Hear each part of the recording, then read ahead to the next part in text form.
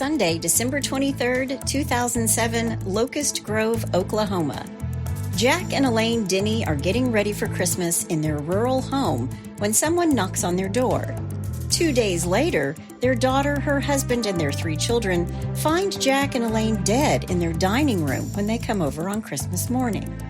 These horrific murders shook a tiny town, and it would take 11 years before someone is indicted and held accountable. This is a tragic story of many possibilities: mental illness, mistaken identity, or just cold-blooded murder. This is Jack and Elaine Denney, Silent Night, Deadly Night. Hey, y'all, I'm Chris Calvert. And I'm her husband, Ron Potter. Welcome to Hitch to Homicide. For better or worse. Till death do us part.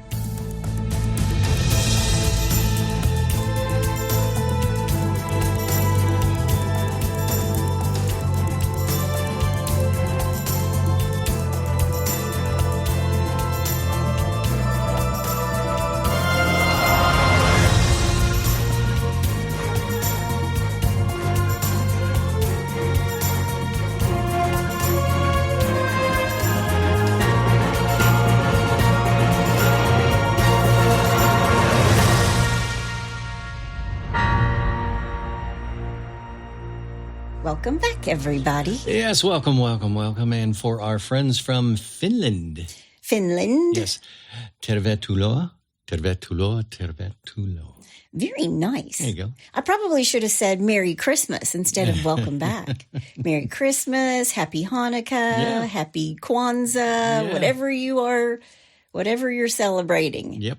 Well, wherever you're listening, be sure to subscribe to Hitch to Homicide, then like, rate, and review the podcast so other people who are just like you and love true crime can find us. And if you're watching us on YouTube, hit that subscribe button below. Mm-hmm. If you want true crime with us all the time, please join our closed Facebook group, The In-Laws and the Outlaws. They're acting very outlaw lately. Tis the season. Yep. Go to Facebook and type in H2H In-Laws and Outlaws. Answer a couple questions you're in. Go join. I post photos. We talk about cases that we're not even doing on the podcast. Yep. It's a great group of people. Merry Christmas to all of our in-laws and outlaws. Yes, Merry Christmas. You can find us on Instagram at Hitch to Homicide or on X at H2H_podcast. And we also now have a Buy Me a Coffee link if you want to send Rob some coffee. Please do. He drinks it all the time, especially right now through the holidays. Absolutely. You know, the holidays are supposed to be easier. They're harder. Yeah, it's a lot of stress. They are harder. It's okay if you're not having a good Christmas. Happens to everybody. Just enjoy the Christmas day. You can find that link in our show notes. You can also send us a text. The link to that is also at the top of the show notes where it says, send Chris and Rob a text. Mm-hmm. We love getting those. Well, this is the last podcast before Christmas. Yes. We're going to take a little break on Christmas week so I can bake goodies and finish my Christmas shopping. So if you're out Christmas shopping right now, send the good vibes out to people like me who haven't finished. Yeah, but we'll be back. We will be back for New Year's. Yeah, just taking a break for a week. We hope everybody else is finished with their Christmas shopping or whatever it is that they need to do. Right. This case is so tragic because it went on for so long. And there were a few twists and turns, and this poor family didn't know for the longest time. It's a really small town, but I wanted to talk about these people today. Okay. Before we get started, let me thank some sources. Justice.gov, The Oklahoman, Homicide for the Holidays, The Oxygen Channel, ABCKTUL in Tulsa, Tahlequah Daily Press, got it in there. I have to think about how to say that. Locust Grove Funeral Home, Channel 9 News in Oklahoma City, and the Oklahoma Department of Corrections. There you go. Well, you ready? I am. Let's do it. Justin James Walker is born on May 10th, 1985. His early life's a little bit of a mystery, other than to tell you that he was raised in Tahlequah, Oklahoma, and by age 10, he was seeing a psychiatrist and receiving treatment at mental hospitals. Really? Yeah. Wow. During his life, according to court records, he will have a history of schizophrenia, borderline personality disorder, and psychosis. Wow. The triple. He's a triple threat. The trifecta. The trifecta. Maybe that was the word I was looking for. Over his lifetime, he will have convictions for a multitude of things. In 2005, he's picked up for possession of stolen property, for which he got a 5-year suspended sentence. Okay. Then in 2007, Justin is using drugs and living in Hobart, Oklahoma, which is about 20 miles away from where our story takes place. Okay. He's doing cocaine, meth, and embalming fluid. What? Which I was totally clueless about. Wow. But it's known as smoking a wet drug. That's right. You smoke it. Wow. And how old is he at this time? He's like 28, maybe mid-20s somewhere. Jeez. Wow. But on its own, this embalming fluid, it can't be taken in pure form, but it's used as a solvent or a carrier for real drugs, which sometimes is PCP, angel dust. The embalming fluid is also used for the dissolution of PCP, and users will dip their cigarettes or their joints in embalming fluid to enhance the feeling they get from getting high. Wow. This is what makes it a wet drug. Okay. And this is what I believe Justin was doing. I don't think he was doing PCP or angel dust, but I think he was dipping cigarettes and joints into embalming fluid. Gotcha. Yeah. On the street, it's known as fry, dip, water, and super weed. It's extremely dangerous, but apparently it gives you a euphoric feeling and an adrenaline rush. You can experience hallucinations, feel detached from reality, and it can cause you to have delusions of grandeur, like, I'm superhuman. I have superhuman strength. I have that without the drugs. I am a golden god. In between doing drugs, Justin has himself a girlfriend. Her name is Crystal. And while they're dating, Crystal seems to confide in Justin that when she was a young girl, her uncle, who lives in Locust Grove, Oklahoma, not too far from where Justin's living, this uncle lives on Iron Post Road in Locust Grove. And what she's telling him is that he used to sexually molest her. Yeah.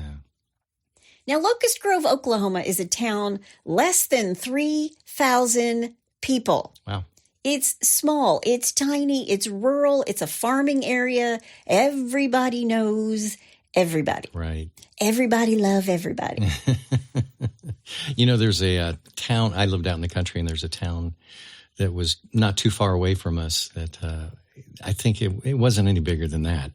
And they had a little grocery store that my father used to take me to when I was a little kid, and you could sit up at the soda fountain. And Yeah. Yeah, it was cool. And there was Those are the best. Yeah, and they had a little section with toys in it. I always loved going over there and getting it. It was great. We still have a place like that in Lexington. It's been around forever, and people still belly up to the little bar there and have a grilled cheese sandwich and a sarsaparilla. That was awesome. How about that? All right, yet I digress.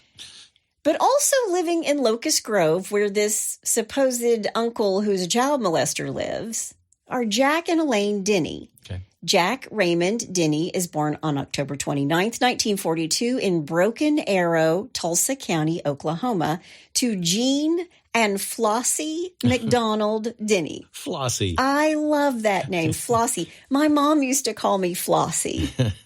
That was like a nickname she would give me. Yeah. He had 3 brothers, Larry, Richard, and Mo. Dude. Oh.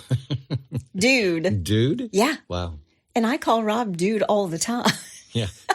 But it's usually when I'm in trouble. Dude. Don't do that. He also has a sister, Brenda. Jack loved cars and hot rods. Jack and Elaine meet in Sperry, Oklahoma. They both graduated from Sperry High School. And on January 21st, 1963, he will marry Nelma Elaine Childress in Tulsa. Okay. Elaine's born on November 24th, 1941. She's a little bit older than he is. She's a cougar in Wellington, Texas. Her parents were Roy, he goes by Skeet Childress, and Edith May. Don't you just love how out in Oklahoma it's like Dude and Skeet and Yep. Elaine has 2 brothers, Donnie and Leroy, and 3 sisters, Barbara, Betty, and Jackie. I was waiting for you to come up with a B name. No. Jack and Elaine marry in 1961 and settle first in Alvin, Texas, then Broken Arrow, Oklahoma, before finally settling in Locust Grove, Oklahoma in 1981. Okay. They would have 2 children, a daughter, Sarah, who ends up being a local high school teacher, and a son, Chris, who lives in Allen, Texas, where Elaine, of course, has family. Okay. Chris is married to a woman named Letha, and these two have 2 children. And Sarah is married. Her husband's name is Ladney. And they had a child named Cindy. No, but he's also a high school teacher. Oh, okay. And these 2 have 3 children. Okay. So Jack and Elaine have 5 grandchildren: Kate, Rachel, Jacob, Kaylin, and Lindsay. Jacob's the only boy. That poor guy. All his cousins are girls. Oh, man. Jack and Elaine are pillars of this small community. Jack had just recently retired from the Grand River Dam Authority, where he was a superintendent of mechanical maintenance for 27 years. Got himself a little pension there. Yeah. And on a side note, Jack was known for being a man that was going to tell the truth. And he was even a little bit of a whistleblower at work because some higher up wasn't doing what they were supposed to be doing or following the rules. And Jack was a rule follower. You know, Cindy, no one likes a tattletale. Sorry. He loved to build and work with anything that was mechanical. He enjoyed gardening and dancing. And as I said before, he has a passion for old cars and hot rods, but Jack loved being with his wife, and he took really good care of his family and his house, and he especially enjoyed time with his grandchildren. Now, Elaine had stayed home and raised the children and was a homemaker. That's what the newspapers said back then. Okay. I love that term, homemaker. Now we would call that a stay-at-home parent. A domestic engineer. There you go. Perfect. And she really was, because Elaine loved to sew and quilt. She loved to cook. She loved gardening. She was this dedicated homemaker, and she was known for her organizational skills. Something I will never be known for. Creative people have a tough time with that. Yeah, that's not our priority. Not that we live in squalor. I don't want anybody to think this is a hoarder's house. No. Not by any stretch of the imagination. No, not at all. The only place that's crazy is my office. I will, but I know what's in every stack, every pile. Yeah. So don't touch those. See, I'm just the opposite with my studio. It has to be pristine, or I can't work. Yeah, but I have to pick up the socks every night from the den where you've taken them off while you've watched football the night before. Yeah, but that's the den. That's just not saying. The studio. Yeah. Takes 5 seconds to pick up the socks and toss them in the laundry room, y'all. Don't you? Who agrees with me? Show of hands. Just kidding. I don't care. If that's the worst thing you do, I don't care. She loved to play board games and ride as a passenger on the golf cart with her grandchildren, meaning she's letting the grandchildren drive this golf cart while she's a passenger. I'd be afraid they'd dump me out somewhere. Oh, dude, I'd have them driving. I know you would, you daredevil. Elaine also thoroughly enjoyed decorating for each holiday. She loved to send cards to family and friends. She had a fondness for each and every one of her animals on their little farm. Jack is 65, just retired. Elaine is 66. Already told you she's a cougar. Mm-hmm. People kind of considered them the grandparents of this whole area.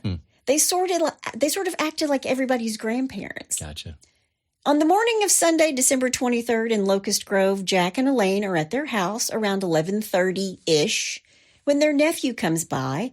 He does this every day. His name is Billy Scott. He comes by every single day to bring them the newspaper and to check on them, which I just thought was so endearing. Was his last name Scott, or was it Billy Scott? Billy Scott. Scott is his last name. Oh, so it's like Ricky Bobby. He's like Ricky Bobby, only he's Billy Scott. 2 first names. He's got 2 first names. He does. Cool. He does. Awesome. But it was very endearing to me because he would come by every single day and bring them the paper and check on them. That's nice. He's kind of like the one relative who does see them every day, and it's because he lives really close to them. So it's very convenient. I used to do that with my grandma. Yeah. She lived in town, and when I was able to drive in high school, I would go over to her house every night after school. Yeah. And either have dinner with her if I was going to stay at school for whatever reason. But yeah, so yeah, I get it. I get it. He lives nearby. It's convenient. Billy sees Elaine and he speaks with her. She gives him some money for the newspaper he bought for them. And Jack was in the shower. He's like, how's Jack? He's in the shower. So Billy didn't get to see him. Then sometime between that morning and that night, there's a knock at the door of the home of Jack and Elaine on Iron Post Road. By the way, I heard that everybody knows where Iron Post Road is because it actually used to have an iron post in the center of it when it was like a dirt road and then a gravel road, and now it's like a paved road, and the iron post is gone, but the name stands. It's still called Iron Post Road. I wonder why they had an iron post in the middle. I don't know, maybe to hitch up your horse to back in the day when they were going west. Could be.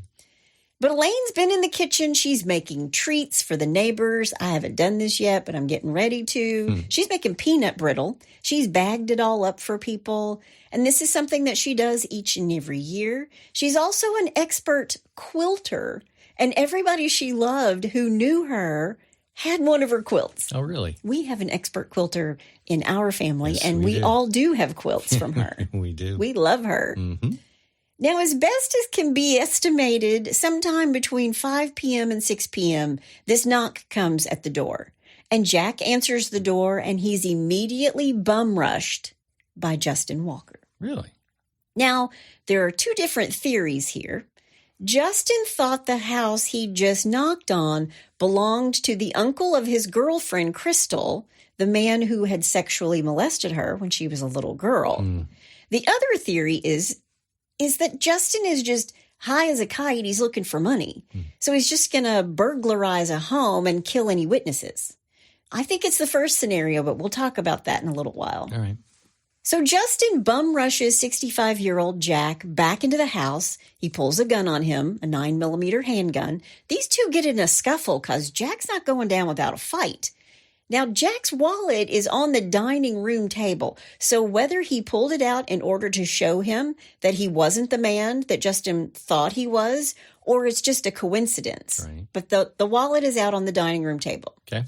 The television set is on in the dining room, and the newspaper is on the table, and I think that Jack and Elaine were getting ready to sit down for dinner. By the way, when I was writing all of this and taking notes, I kept writing Jack and Diane. I was having like a John Cougar Mellencamp moment. Sorry, he's just John Mellencamp. John Mellencamp. I just kept having Jack and Diane moments, but Jack and Elaine. Little ditty about Jack and Diane. Sorry, go ahead. But they're getting ready to sit down for dinner. And Justin wrestles with Jack, but then he ultimately shoots him with this 9mm handgun. He shoots him in the head and in the chest several times. Then Elaine hears the shots from the kitchen. She rushes into the dining room, and Justin immediately shoots Elaine in the head. And then he shoots her 3 or 4 more times in the chest. Good Lord. And then I think he panics. He's clearly in the wrong house. So he takes the money from Jack's wallet, the cash. He doesn't take any firearms, and Jack had them in the house. He didn't take any jewelry. He just takes about $100 and leaves. 2 beloved pillars of the community dead for $100. Man. Christmas Eve comes and goes. Sarah tries to call her parents, but they don't answer. She doesn't think much of it because they're busy. They had parties. Her mom's handing out candy. But the next morning is Christmas. And Sarah and her husband and their 3 kids are due to come over to her parents' house, to Jack and Elaine's house. And she calls and nobody answers, which she thinks is hinky. Christmas Eve was one thing, but Christmas Day was like another thing entirely. They should have been there that morning. Right. But they do go ahead and drive over, and Sarah goes inside the house. The front door is unlocked, and Sarah knew something was wrong the moment she walked in because it was quiet and her parents did not greet them at the door. Hey, how are you? Well, Merry Christmas. We're so glad you're here. Yeah. They walk into the house. They get to the dining room, and Sarah thought she saw a black garbage bag on the floor. Oh, no. It is a pool of blood. Yeah. Elaine was shot in the head, just like I told you, and torso several times. Jack was also shot in the head and torso. They're laying on the floor. There's blood everywhere. And Sarah's husband, Ladney, calls 911. Now, on call that day is the undersheriff, Jason Chenault. All of his people are on vacation for Christmas. So this is a tiny town. Nobody's really working on Christmas. Right. He's just on call. And he was just getting ready to open presents with his own family when this call comes in. And knowing that all of his people are off for the day, he calls the Oklahoma State Bureau of Investigation so their crime scene unit can help process this crime scene, which was super smart. Right. And in steps Vicki Lyons from the OSBI, the Oklahoma State Bureau of Investigations. Vicki was also on call that Christmas. Vicki, like everyone else, is going into this house through a back door and past a washer and dryer. And she notices that the rug at the door is all bunched up. But other than that, the house looks like they're just getting ready for company and for the holidays. Mm-hmm. Both bodies are lying in the dining room. Jack is face down. Elaine is face up. There's blood everywhere. The television set is still on. Elaine is not wearing shoes. These are just some of the things that they noted when they were on the crime scene. Observations. At first, the police are thinking this is a robbery gone wrong, except nothing's really missing. And they don't live in the kind of house where if this transient person is just walking down the road or looking for a place to rob, that they would be like, I'm going to this house. Right. This house looks like it's filled with money and lots of valuables. Right. But nothing's missing. Jack's wallet's on the dining room table. His credit cards are there. His cash is gone. But if it was a burglary, then why was nothing more than just the money taken? Right. And why murder them in such an extreme way? They're 65 and 66. There's no reason to fire 6 bullets or 7 bullets into each of them. Right. And because the police think it looks like a shootout, they're like, wow, this is a lot. But nothing else in the house is gone, and their cars are still in the driveway. It looked like this horrible Texas shootout, like an execution. It did. Yeah. And it was all for nothing. Right. There's no sign of forced entry, but honestly, from all the interviews and articles I read, nobody locked their doors in this little town. Yeah. They talk about it a lot. Sure. The funeral director, he comes to the house to collect the bodies after they've processed the crime scene. There are all kinds of people out in the front yard, basically the whole town, right? Small towns, everybody has to show up and be there and discuss it. And police start asking them some questions because they're out in the yard. What were Jack and Elaine like? Did they have any kind of drugs or painkillers that somebody might want to take? Any sort of prescription drugs? Did anyone have a personal vendetta against these two? And everybody's saying the same thing. No, they didn't have any enemies. So they're thinking, well, was this a case of mistaken identity? Is that why Jack's wallet is out on the table? Was he trying to show somebody I'm not who you think I am kind of thing? Yeah. They dust the house for prints and come up with nothing. Nada.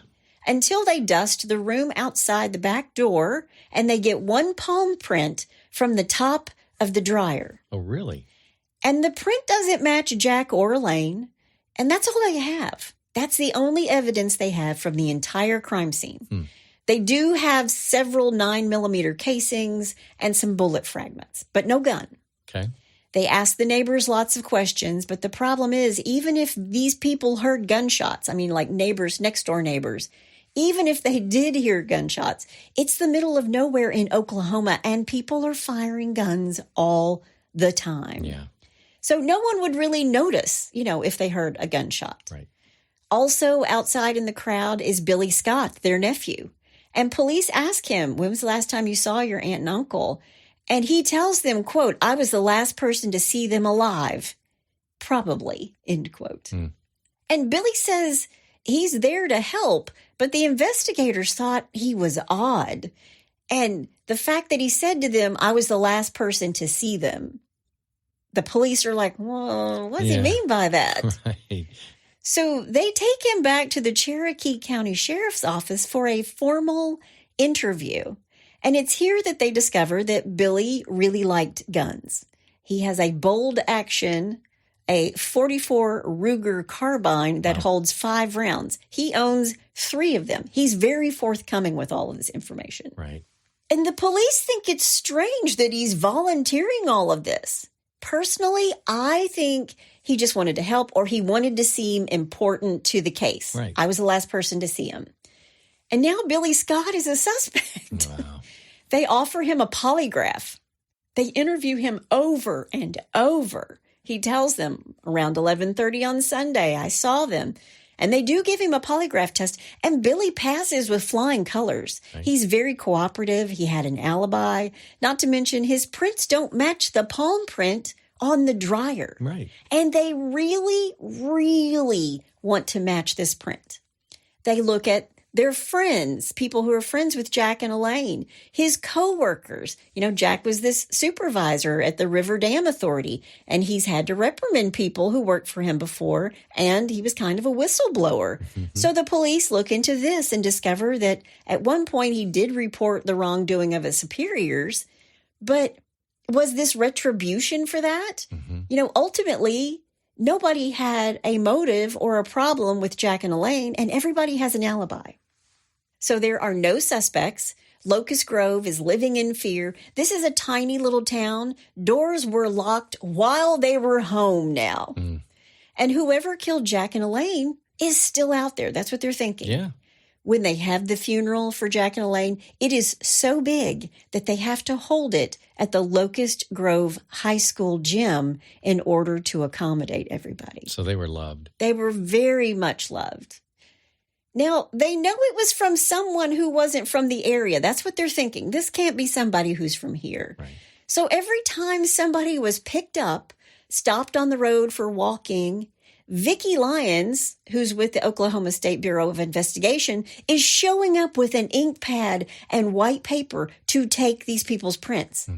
So it's almost like, you know, stop and search kind of thing. You know, if they're walking down the street and they stop them, if they get pulled over for some reason, they're getting their palm prints. They're getting their prints from an ink pad and just regular white paper. She didn't want to miss anybody. They're going all the way trying to find out what's going on. She does this for 5 years. Oh, my gosh.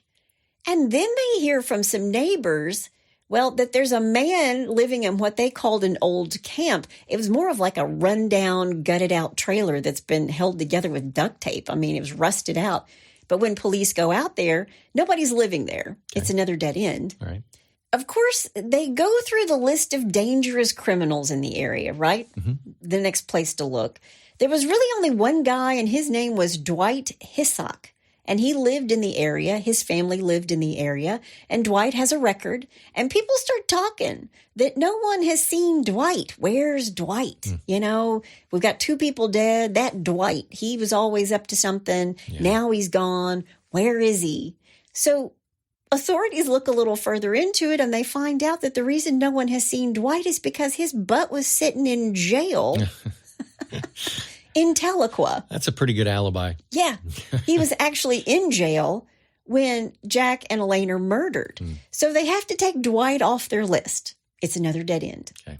Meanwhile, 6 months have passed, and Justin is picked up and charged and convicted of second-degree burglary, assault and battery with a dangerous weapon, and unauthorized use of a vehicle. Ding, ding, ding, ding, ding. It's now June of 2008. And this time, Justin isn't getting a slap on the wrist like before he got probation. Right. This time, he gets a 6-year sentence. Wow. And Justin does do some weird stuff while he's in jail. And I think the reason he got the first sentence just at parole was because his state-appointed attorneys were like, he's got some mental issues and, you know, the prison system's probably not going to be good for him. Let's give him probation. Judge agrees. Well, this time they're back saying the same thing. He's got some mental issues, but the judge is like not buying it. Yeah. Fool me once, shame on you. I'm giving him 6 years. Right. Yeah. And he does some really weird stuff while he's in jail. It's reported that he would have hallucinations. He cut himself several times. He ate toilet paper and cotton balls. Oh, wow, like Buddy, yeah, the elf. Then while Justin is being transferred from one prison to another by Cherokee County officials, during this ride, he tells the deputies, quote, "I have information about the old couple killed on Iron Post Road," end quote. There you go. Now, nearly a year has passed when this happens, and then something strange occurs. In September of 2008, and now it's almost been a year, no progress. September 2008, law enforcement gets a letter from the Cherokee County inmate in jail for assault and battery. It's Justin. And while he's there, he wrote a letter to Undersheriff Jason Chenault and Vicki Lyons and Judge Mark Dobbins and DA David Pierce. Okay. He writes it and sends it to the county clerk's office. And in this letter, he says that he killed Jack and Elaine. He starts it off, "This is the truth, the whole truth, and nothing but the truth." And he says, he confesses, "I killed Jack and Elaine." And the letter wasn't dead on. Some parts of it were really accurate and other parts were not as accurate. Okay. But Undersheriff Jason Chenault and Vicki Lyons go to the state penitentiary to meet with Justin Walker. Okay. And they were worried at first it was a false confession because this guy has some issues, right? He's eating cotton balls and toilet paper. Yeah. And what he tells them, what Justin tells him, was that he was hired to do these murders, to go in and take these two people out. He was told that there would be guns and stuff in there and money. Maybe he wanted the notoriety, but they need evidence, right? They need cold, hard evidence. Of course. And he tells them, well, the guy that came to the door, I shot him there. And she came from the kitchen area and I shot her. And they know from Justin's record that he has these mental problems. They're trying to figure all this out. You know, did he really do this? Is he just delusional? Right. So they start asking him some details like, can you draw out a layout of the house? Can you draw us a layout of the house? And he did. It wasn't perfect, but it was pretty daggone close. Yeah. And they thought it's enough. Well, especially for someone that wasn't familiar with the house and was just there for that short mere period of time. moments. Yeah, exactly. Yeah. What's the saying? It's close enough for government work. Or jazz. Or jazz. But they ask him why he's coming forward. Why are you doing this now? Why are you coming forward with all this information now? And he tells them he just wants to clear his conscience. Just wants to let it all out there. Yeah. They start trying to piece together everything. The one problem is that palm print on the dryer doesn't belong to Justin at all. And the DA is not willing to go forward with just the confession of a man that they know ain't right. Well, but see, here's the first thing that I would do. I would check to see if they had a repair person in to work on the washer and dryer. Do you want to lean in and say that's called foreshadowing? That's called foreshadowing. Boom. Very good, honey. If I could take this mic off, I would drop it and walk out. Please don't. And I know how much you love your microphone. So I know that's never going to happen. Yeah, exactly. But years go by and Justin Walker's just sitting in prison and police and the Oklahoma State Bureau of Investigations are all still trying to find a killer. But in their guts, Jason Chenault and Vicki Lyons both think Justin's the killer. Right. They met with him. They're like, this guy, he did it. We believe him. He actually did it. Then in June of 2012, after serving 4 years of his 6-year sentence, Justin Walker is paroled and is out on the street. Jeez. And once this happens, Vicki Lyons is like, I need you to come in and meet with me. Yeah. We're going to bring you in and have a chat. So they bring him into the Oklahoma State Bureau of Investigations office. And what he does when they get him there, they say, you sent this letter. We want to talk about this. And he denies. Deny. I didn't do that. He says, I never wrote that letter. He recants the whole thing. Wow. They had him and then they lost it. And now without evidence, they think, what the heck and heck? We're back to square one. Yep. Square one. Yep. And a couple months after this, the lab calls. They finally have a hit on that palm print. It's now December of 2012. Okay. 5 years after Jack and Elaine's murder. And guess who the print belonged to? Could it be the Maytag repair guy? It belonged to the funeral director who took the bodies of Jack and Elaine out of the house that day, right past the washer and dryer. He must have stuck a hand out to brace himself. Yeah. And it was his palm print. And he didn't glove up until he got into the house. Gotcha. And he's braced himself with his open palm somewhere. They didn't have his prints because he's not he hasn't been convicted of anything. Right. But then he applied for a conceal and carry permit in Oklahoma. And when you do that, you have to submit finger and palm prints. Yeah. And that's when they're like, we got a match. Yep. And it's the funeral director. And everybody's like, oh, are you kidding me? He did it. No, I'm just kidding. So even what they had, they don't even have that now. Yeah. So now they're realizing no prints at the crime scene. And what I'm wondering is, did Jack take the money out of the wallet himself? Because why didn't they find prints on the wallet? Yeah. If all Justin takes is money from the wallet, why aren't there prints on there? Right. But now, without even this palm print, this case is colder than a room full of ex-wives. And they're getting the story out to the news and in the newspapers. They are desperate. They're offering rewards. Their PR people are going to the news stations and saying, would you please run a story on this? But they're not getting any tips. And they're back to square one. No physical evidence, no testimonial evidence, just a cold case, no motive, nothing. It seems like the perfect crime. It kind of does. Yeah. And by this time, Vicki Lyons at the Oklahoma State Bureau of Investigations, she's retiring. But she's so knowledgeable on this case that the DA, his name now is Jack Thorpe, he hires her as a private investigator.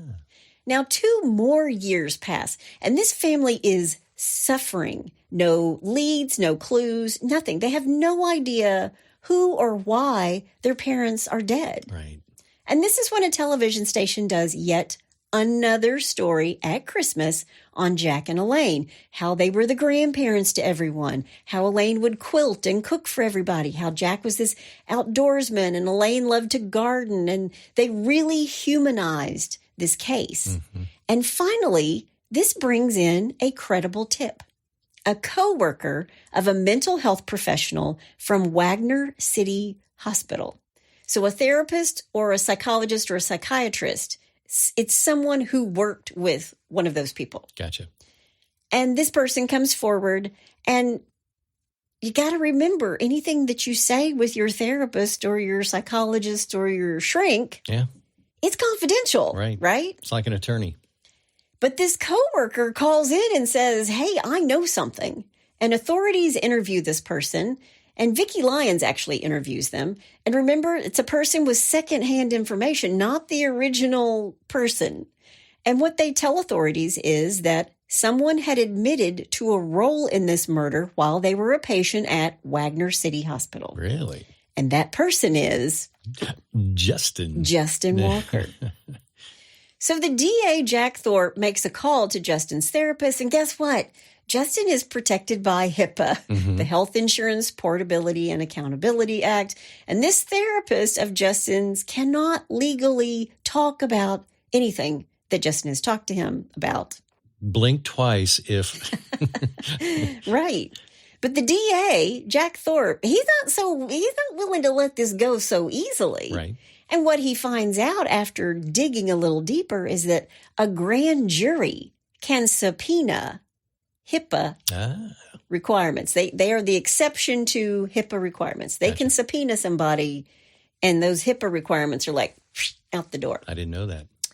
So they serve a grand jury subpoena on the healthcare professional who took care of Justin.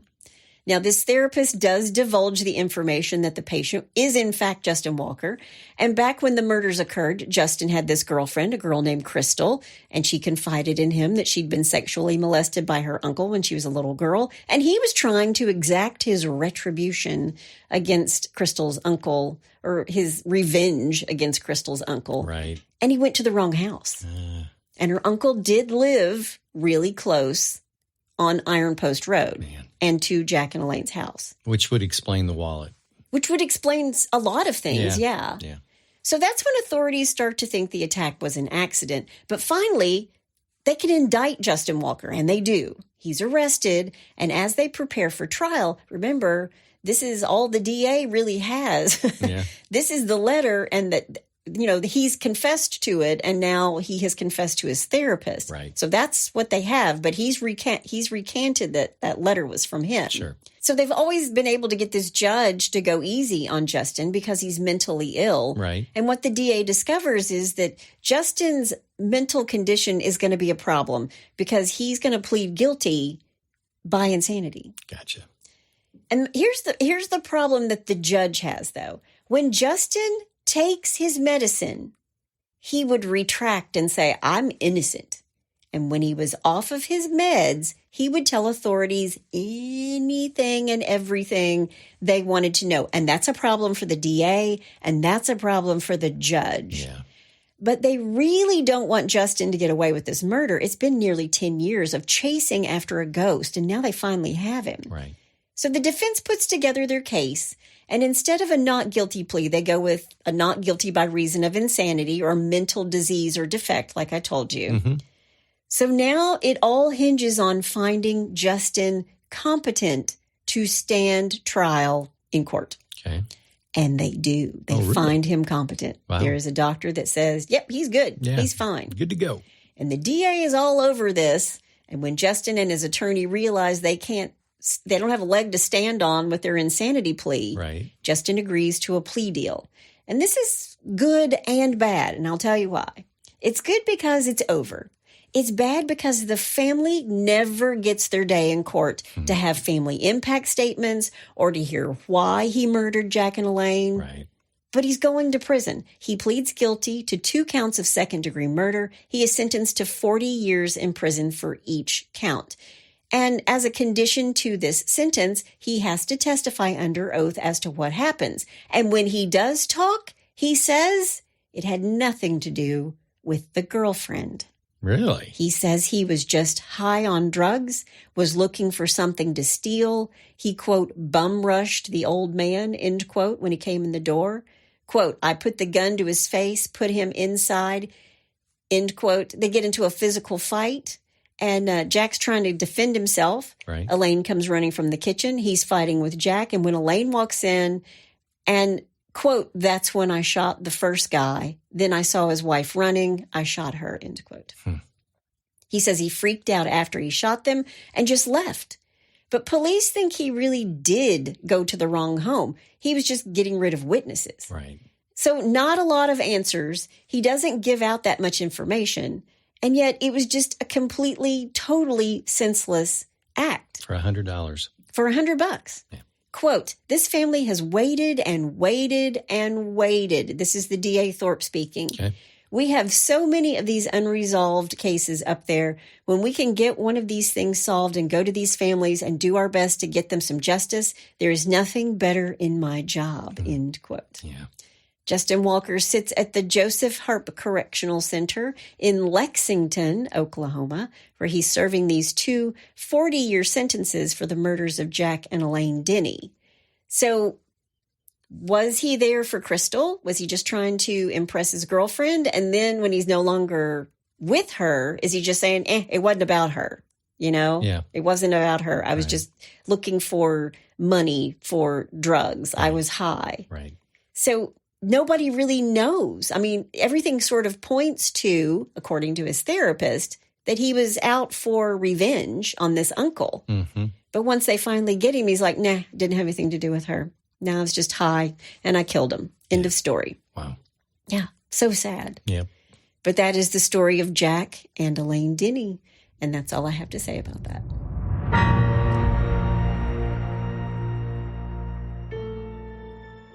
For nearly 7 years, Jane Doe has lived in the shadows, her past buried deep beneath layers of secrecy and silence. After completing more than was asked of her in her last assignment for the enigmatic Kaiwolf project, Jane Doe vanished without a trace, leaving behind a trail of dead bodies and unanswered questions. But now, as the specter of her past returns with a vengeance, Jane finds herself thrust back into a world she thought she'd left behind forever. When her former sins come knocking on her door, Jane is faced with an impossible choice: continue to hide in the shadows, or once again take up arms against the forces that threaten to tear apart the fabric of society.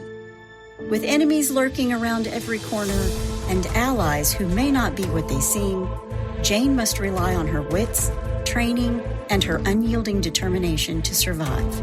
And while trust is a luxury she cannot afford, Jane must confront the truth about herself and her past. As the clock ticks, she realizes that the line between family, friend, and foe are razor thin, and in the end, the only person she can rely on is herself. Jane Doe 4 Charlotte is available September 24th, 2024. No name, no regrets, no mercy.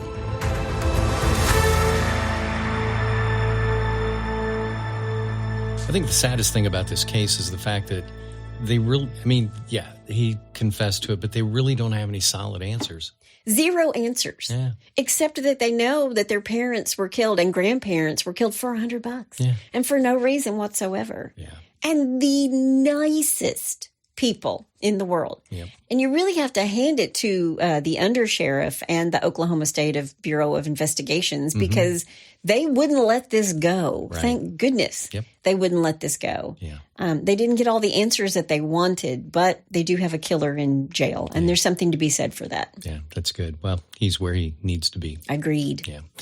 Well, we may not have any answers from him, but we've got some definite answers on these boneheads. How about a little bless your heart? Well, bless your heart. All right, this first one I'm calling You Had One Job. I've heard that before. I use that line sometimes. Yeah. Police say a getaway car ran out of gas after an armed robbery near Atlanta, leading to the speedy arrest of two suspects. Okay. Gwinnett County Police Corporal Michelle Pira, I hope I said that right, says 18-year-old Najee Logan and 21-year-old Justin Larry were charged with armed robbery after their arrest early Tuesday after officers found the car on empty. Okay. Harris' statement says the victim surrendered a wallet to two men at gunpoint in a grocery store parking lot about 1 a.m. Tuesday in Stone Mountain, Georgia. Know where that is. I know where that is. Yeah. Police say officers found the car about 15 minutes later with Logan and Larry inside it. They had made it about 2 miles down the road before running out of gas, notes the Atlanta Journal-Constitution. That's what would have happened to them if they stole my car. I never have gas for some reason. And I drive a hybrid car, y'all. Oh, well. Both men were jailed, and police didn't say if they have lawyers. Harris says it was fortunate the victim wasn't hurt, chalking up the arrest to what she called poor planning by the suspect. You'd think, yeah. You had one job. You had one job. Yep. All you had to do was gas up. That's it. Okay, number 2. Well, maybe someone will send her some flowers in prison. A florist caught on camera stealing flowers from a New Jersey cemetery told police she was just trying to tidy up.